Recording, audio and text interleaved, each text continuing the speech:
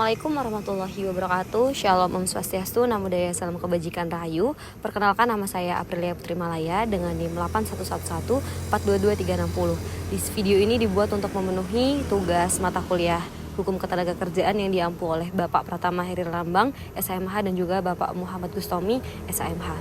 Di sini saya menjelaskan terkait pengarahan dan pendayagunaan tenaga kerja dalam hukum ketenagakerjaan.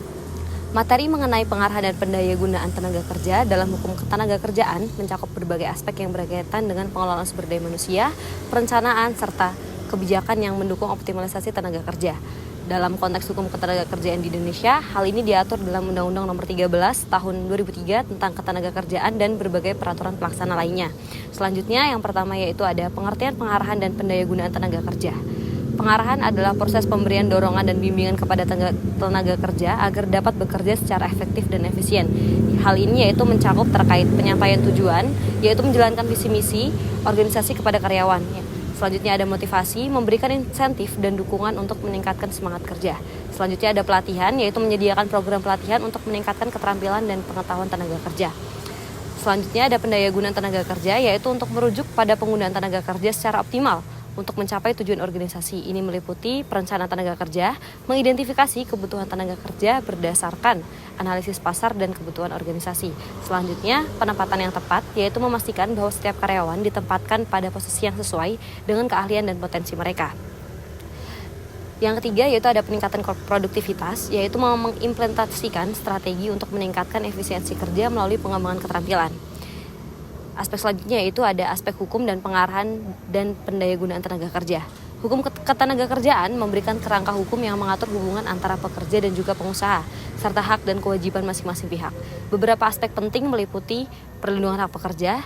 Undang-Undang Ketenagakerjaan menjamin hak-hak pekerja, termasuk hak atas upah yang layak, kondisi yang nyaman, serta hak untuk mendapatkan pelatihan.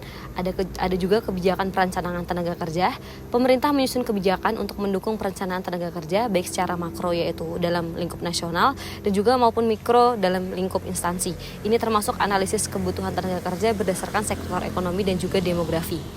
Ada juga sanksi bagi pelanggaran, yaitu hukum ketenagakerjaan juga menetapkan sanksi bagi pengusaha yang melanggar ketentuan terkait hak pekerja, termasuk dalam hal pengupahan dan juga kondisi pekerja. Selanjutnya itu ada proses perencanaan tenaga kerja.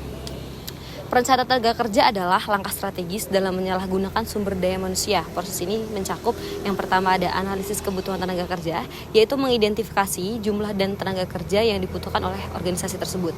Yang kedua ada klasifikasi tenaga kerja, yaitu mengelompokkan tenaga kerja berdasarkan kualifikasi seperti tenaga kerja terdidik, terlatih atau tidak terdidik.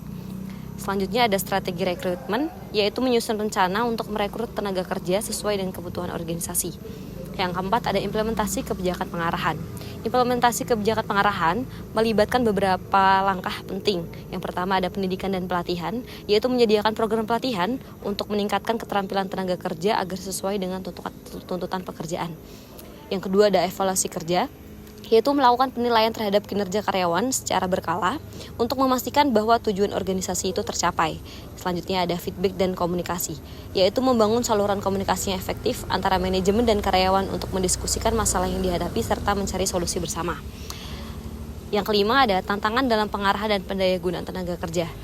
Beberapa tantangan yang dihadapi dalam proses pengarahan dan pendayagunaan tenaga kerja antara lain yang pertama ada perubahan teknologi. Perubahan teknologi yang cepat memerlukan adaptasi dari tenaga kerja yang relevan. Begitupun persaingan global. Organisasi harus bersaing dengan perusahaan internasional sehingga perlu meningkatkan kualitas sumber daya manusianya. Selanjutnya ada ketersediaan lapangan kerja, yaitu pemerintah perlu terus berupaya membuka lapangan pekerjaan baru untuk mengurangi angka pengangguran. Kesimpulan yang dapat diambil adalah pengarahan dan pendayagunaan tenaga kerja merupakan aspek penting dalam hukum ketenagakerjaan yang berfokus pada optimalisasi sumber daya manusianya. Dalam adanya kerangka hukum yang jelas, diharapkan hubungan antar pekerja dan pengusaha dapat berjalan harmonis serta semua pihak dapat memenuhi hak dan kewajibannya masing-masing. Upaya perencanaan yang sistematis sangat diperlukan untuk menghadapi tantangan di era globalisasi saat ini. Sekian penjelasan dari saya. Terima kasih. Wassalamualaikum warahmatullahi wabarakatuh.